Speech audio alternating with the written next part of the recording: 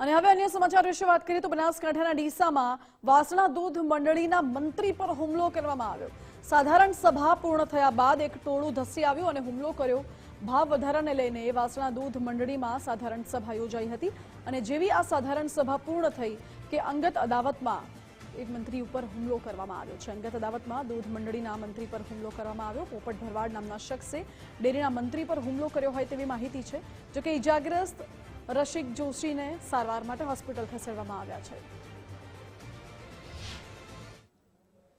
બધા મંત્રી ચોપડા મેળવા ઓફિસમાં ગયો અને આ લોકો 3-4 અંદર ઘૂસી ગયા અને બીજા 500 આડા થઈ ગયા એટલે કોઈને અંદર જવા દીધું નહીં અને અંદર અંદર પૂરી માર્યો।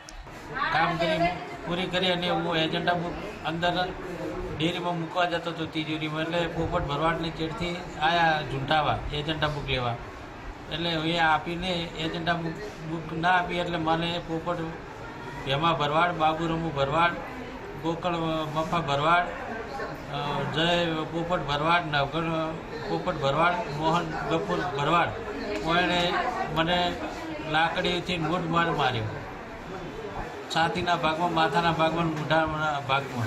હુમલો કરવા પાછળનું કારણ એને આ ડેરીમાં ખોટું કર્યું હતું, એને ગોમે છૂટા કર્યા એટલે પાછું રહેવું તે કારણ।